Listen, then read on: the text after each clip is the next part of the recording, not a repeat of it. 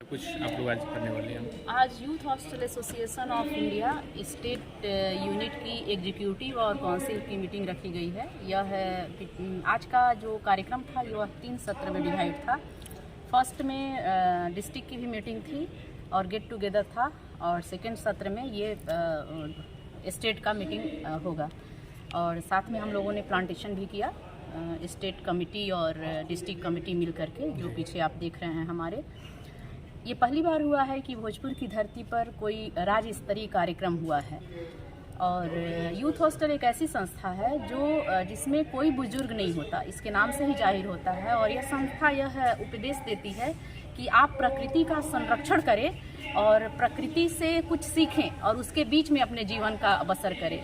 इसी को ध्यान में रखते हुए वह ट्रैकिंग का कार्यक्रम, फिर से नेचर स्टडी का कार्यक्रम, एडवेंचर एक्टिविटीज करवाती रहती है समय समय पर, और जिसमें सभी लोग पर्सनली भी और विथ फैमिली भी भाग लेते हैं। तो इसमें कहाँ कहाँ से लोग आए हैं लोग? इसमें कटिहार, पूर्णिया, बेगूसराय, पटना, अररिया, सहरसा और भी 2-3 जगह। मैम 23-24 को लेके आप लोगों ने कोई एजेंडा सेट किया होगी, इन फ्यूचर हमारे क्या प्रोग्राम्स होने वाले हैं, यूथ को कैसे मोटिवेट करना है? जैसा कि हम बताएं ना, हमारा 4-5 मेन मोटो है हम लोग करते हैं। समय समय पर हम लोग प्लांटेशन भी करते हैं, और जो स्पेशल डेज आता है जैसे कि 12 को हम लोग करते हैं, युवा दिवस के अवसर पे रक्तदान करते हैं। फिर से इन्वायरमेंट डे आएगा, उस रोज हम लोग प्लांटेशन करते हैं। इस तरह से उसके डेट वाइज एक्टिविटीज बटी हुई है। चूँकि इसके जो वर्कर होते हैं वो फुल टाइमर नहीं होते हैं, जस्ट ये सोशल एक्टिविटी है, सोशल ऑर्गेनाइजेशन है। तो हम अपने काम में से वक्त निकालकर और इस ऑर्गेनाइजेशन के लिए और सोसाइटी के लिए भी कार्य करते हैं। मैम एक अंतिम सवाल, भोजपुर के वो यूथ जो किसी कारणवश से नहीं जुड़ पाए हैं, अगर जुड़ना चाहते तो प्रोसेस क्या होता है, वो कैसे यूथ? एक फॉर्म होता है जो नेशनल प्रोवाइड करता है। उस फॉर्म को फिलअप करने के बाद हम लोग यहाँ से डिस्ट्रिक्ट से भेज देते हैं। एक छोटी मोटी राशि भी होती है जिसमें ईयरली, 2 ईयरली और ये लाइफ टाइम। तो और हम लोग जब नेशनल को भेजते हैं तो नेशनल एक कार्ड भेजता है, तो वो कार्ड आपके पास रहता है। उससे बहुत सारे बेनिफिट भी होते हैं। जो हॉस्टल्स हैं उसमें आपको 10% की डिबेट मिलती है। और यह यूथ हॉस्टल इंटरनेशनल ऑर्गेनाइजेशन है, तो विश्व के करीब करीब सभी देशों में इसके हॉस्टल हैं। जो इसके संस्थापक थे उनका मेन मोटो यही था कि आप नेचर के नज़दीक जाइए और वहाँ अपना जीवन बसर नहीं कर सकते हैं। जैसे मान लीजिए हम पहाड़ी एरिया के नहीं रहने वाले हैं, समतल भूमि के रहने वाले हैं, तो वहाँ जाइए और जाके नेचर के बीच में रह के ज्ञान को अर्जित कीजिए। ठीक है, थैंक यू। यूथ हॉस्टल का सर आज प्रोग्राम हुआ था, आप लोग भी बाहर से पहुँचे हैं, कैसा लगा पहले इसको? देखिए, youth hostel association of India एक अंतर्राष्ट्रीय ऑर्गेनाइजेशन संस्था है, और हम चाहते हैं कि हमारा contact top to bottom. Bhojpur जिला इकाई ने स्वीकार किया कि हम होस्टिंग करेंगे, और राज्य समिति के साथ साथ जो और भी हमारे जिला इकाई है उनके साथ बैठक विभिन्न जिलों में हो। उसी कार्यक्रम के तहत आज हम यहाँ पहुँचे हैं।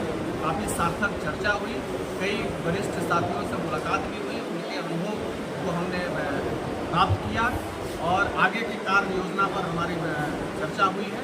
हम लोग एक शूटिंग जारी करेंगे, उस शूटिंग में बातें नहीं होंगी, कैसे हम जन जागरूकता के क्षेत्र में, कैसे पर्यावरण संरक्षण के क्षेत्र में, कैसे स्लम एरिया के बच्चों के कुपोषण के लिए काम करेंगे, सामाजिक सरोकार की ओर हमारा ध्यान होगा। इस पर सारा विमर्श हुआ है, और इस विमर्श में हम जो है एक निष्कर्ष पर पहुँचे हैं। उस निष्कर्ष को भी आगे आने वाले समय में हम आप लोगों के लिए साझा करेंगे। खास करके इस विमर्श के लिए भोजपुर जिला इकाई youth hostel association of India की जिला इकाई के चेयरमैन डॉक्टर अर्चना सिंह जी के हम आभारी हैं कि उन्होंने इस परिचर्चा के लिए हमें आमंत्रित किया, और सार्थक की चर्चा हुई है। काफ़ी पुराने सहयोगियों को, साथियों का हमें अनुभव का लाभ मिला है, और उसका हम आगे लाभ। बिहार के किन किन जिलों से लोग यहाँ पर पहुँचे थे? लगभग बिहार के 14 जिलों से, लगभग 2 जिलों से लोग पधारे हैं, जिला इकाई के लोग पहुँचे हैं। थोड़ा कम समय में यह आयोजित कार्यक्रम था, तो नहीं पहुँच पाए हैं, लेकिन उन्हें भी इस बैठक की जानकारी प्रदान की जाएगी, और इसके निर्णय से भी अवगत कराया जाएगा। वह भी आगे जो है। क्या परिचय हुआ सर आपका? मोहन कुमार, राज्य अध्यक्ष यूथ हॉस्टल एसोसिएशन। आपने सुना होगा गुरुकुल, लेकिन अब देखने को कहाँ मिलता है। परंतु आज भी कहीं कहीं ऐसा विद्यालय है जहाँ पर गुरुकुल की परंपरा देखने को मिलती है, जहाँ पर संस्कार और अनुशासन कुट कुट कर भरे हुए हैं। आरा में मझौआ स्थित संभावना आवासीय उच्च विद्यालय इसका जीता जागता उदाहरण है, जहां पर शिक्षा के साथ साथ संस्कार और अनुशासन बच्चों के अंदर कूट कूट कर भरे जाते हैं, जहां पर बच्चों के अंदर आत्मनिर्भरता और सादगी के गुण पिरोए जाते हैं। स्वच्छ वातावरण, सुंदर माहौल, अनुशासन, संस्कार और सादगी का प्रतीक संभावना आवासीय उच्च विद्यालय कुशल शिक्षकों के नेतृत्व में शिक्षा के साथ साथ extra curriculum, sports, music, arts, yoga, PT, etc. बच्चों को सिखाए जाते हैं, जहां पर हर वर्ग के अभिभावक अपने बच्चों को आसानी से पढ़ा सकते हैं।